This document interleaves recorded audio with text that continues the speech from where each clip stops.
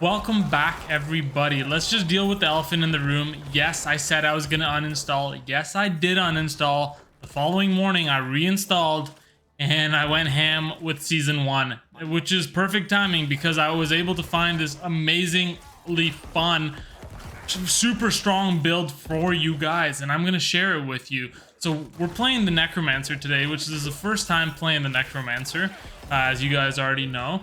And we ran into a pretty insane build, just explosions galore, and you don't need much to get it up and running. And this thing is really gonna take it to the next level for you while you're playing the early Season 1. If you're wanting to play Necromancer, I highly recommend doing this build. It's nothing but explosions on your screen, and it's super satisfying.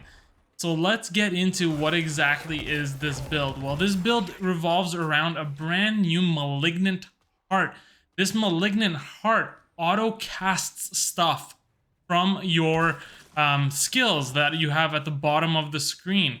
It basically just keeps auto casting those skills as long as there is a corpse around. The Malignant Heart, when we look at it here, it says walking near a corpse automatically activates an equipped corpse skill every second, dealing 33% reduced damage. So this is going to be triggering my corpse explosion, and it's going to be triggering the corpse tendrils.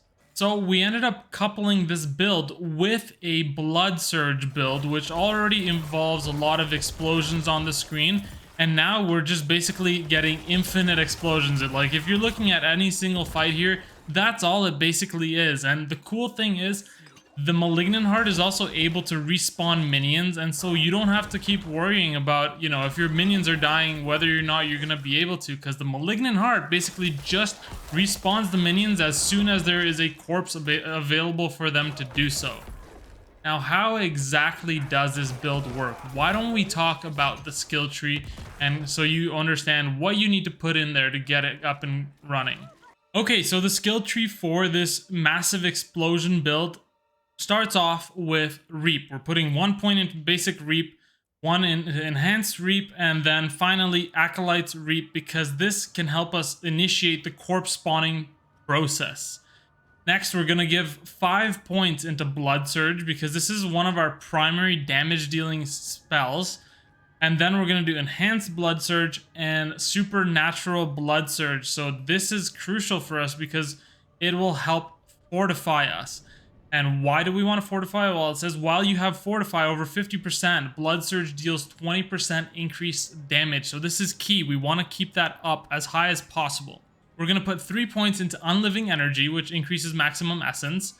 And then 3 points into this. This is a very, very important skill. Hewed Flesh. Your damage has up to 12% chance to create a corpse at the target's location.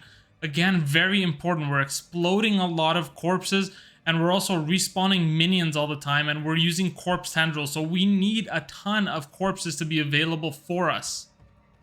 Next, we're going to take 1 point into Corpse Explosion just to have it activated. I am considering putting more points into this later on in the build. So, you know, when you guys get an updated build later on, there might be more points into here. But for now, just 1 point. 1 into Enhanced Corpse Explosion, and then 1 into Plagued Corpse Explosion, which gives 8% more damage against enemies that are vulnerable. When we are going to make enemies vulnerable, we are going to put 3 points into Grim Harvest, because consuming a corpse generates 6 essence. Like I said, we're going to be consuming corpses all the time, so this is a way for us to get our essence pool back up and running. And then we're going to have Decrepify, 1 point into it, 1 into Enhanced, and 1 into Abhorrent Decrepify. Now, the reason why I have this is because there's a Malignant Heart I've been looking for. I actually got rid of it by accident. It's one that auto casts Decrepify as long as you have 4 monsters or something around you, or 4 minions. I don't remember, but either way, this will then get cast for that. But ignore this for now. Not super mandatory. If you don't have that Malignant Heart, you can put this into something else. We're going to take a point into Gruesome Mending so that we can start accessing Coalesced Blood. Ideally, we want 3 points into here. We have 1 into Corpse Tendrils, 1 into Enhanced Corpse Tendrils, and then 1 into Plague Corpse Tendrils, because this will help us get people vulnerable so we can do more damage to them. even though vulnerable damage got nerfed, it is still an extra source of damage. We're going to get Necrotic Carapace. When a corpse is formed from your skills or your minions, fortify yourself 6% base life. So this is going to be helping with that extra damage we're getting from the Blood Surge. Then we're going to take 1 point into Inspiring Leader. Ideally, we want 3 points into here so we can get 12% attack speed bonus because we're pretty healthy most of the time. And then we're going to take 3 points into Hellbent Commander, which gives us, again, minion damage of an extra 30%. Ideally, we also want to have 1 point into here, Bonded in Essence, so that your skeletons can heal, and then 1 point into Death's Defense, so that minions can't lose more than 70% of their max life from one single damage. Finally, we're going to take Rathma's Vigor, increase your maximum life, and then after being healthy for 12 seconds, your next blood skill overpowers. So ideally, we stay healthy all the time, we're fortified, and then every 12 seconds, we're going to get a guaranteed overpower of our Blood Surge. Now, what about the aspects? You only need 2 aspects to get this up and running, and you can get them easily, right? You have all the map available to you. So let's talk about them. The first one, this is very key. Blood Surge's Nova Echoes, again after a short delay, dealing 30% less damage. So basically this aspect casts Blood Surge twice for the cost of 1. So you're getting 1.7 times damage, basically, because the second time you're casting it, it's 30% less damage, so it's 70% damage. So you're getting 170% of the damage with 1 cast. This is huge. The other aspect that we really care about is this one right here. Gain 15% increased critical strike chance for 6 seconds when you cast Corpse Tendrils.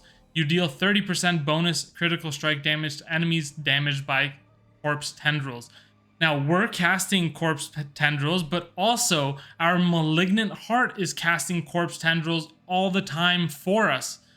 So in the Book of the Dead, we're getting Reapers, and we're putting it on this slot right here. They have a 15% chance to carve the flesh off enemies forming a corpse. Again, very important for us because we're exploding corpses all the time.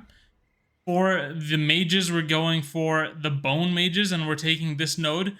Each time a Bone Mage dies from its own attack, they leave behind a corpse and fortify you for 20% of your base life. Very good. It all synergizes really nicely. Golems, we're going to take the first one, and we're going to take the first slot as well. Each time your Bone Golem takes up to 20% of its maximum life as damage, it sheds a corpse. You guys are seeing how this is all playing it out and how it's all working. It's phenomenal. The amount of damage you're outputting, you're melting bosses, you're able to really just destroy anything and everything that's in your path, and you're just exploding things consistently. Like, just check out this fight that we're doing right here. Once we start to get a little bit more enemies coming in, you're just gonna see the explosions. They're going on their own.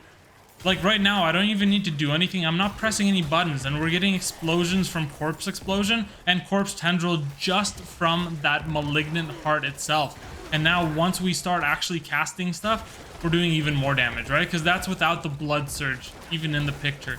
So this build is super nice, super awesome. It will give you a huge head start in your Season 1 activities. Guys, I don't think there's much left to say other than go play the game. It's fun.